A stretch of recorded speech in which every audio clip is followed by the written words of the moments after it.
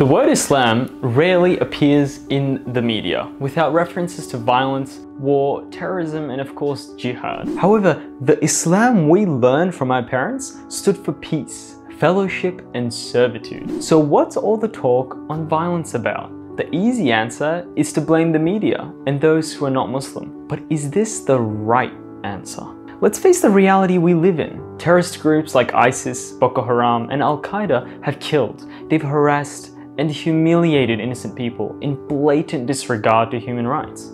And they claim they did so in the name of Islam. Is it any wonder then that the media see Islam as a religion of war, of violence, and terrorism? So what is the truth? To unravel this complex issue, let's begin with this. Can a Muslim be a terrorist? Can one who believes in a religion be evil and do evil acts? Religion by its very nature strives to better the one who believes and brings them closer to the divine, which is good, and encourages that which is good. Then no religion can inherently promote or defend violence done to those who are innocent. There's a saying by Imam Ghazali which goes like this: the place which has peace is a country of Islam, but one that has violence is not.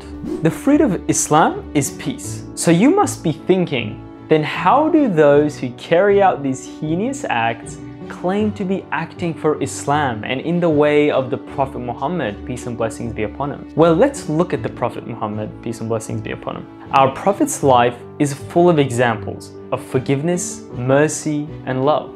Remember how the Prophet forgave Wahshi, the man who killed his beloved uncle? So it is not the Prophet's way that is violent, but it is the people who cherry-pick these acts that happened without knowledge or context, and they distort it to fit their own violent natures. Were there battles? Of course there were battles. But these battles were to protect oneself and one's family and the innocent. In the 23 years of prophethood, the total time our Prophet spent in active engagement during battles was no more than, wait for it, 24 hours. Yes, I'm talking about all of his battles. His longest battle was the Battle of Uhud, which was only a mere 5 hours. In the 8,000 days of prophethood he experienced, his total time in battle was barely 24 hours. There were military training, preparations, time, and financial resources especially allocated for these. That is a fact. But that was the reality and requirement of managing a state. From a woman, Khadija, and a child, Ali, who were the first two Muslims, Islam now has over 1.8 billion believers. Think about it. Islam is the second most practiced religion in the world. Would Islam have spread if it was only about war and violence? The very reason Islam has grown over time is due to the peace it has established, both within an individual and a society.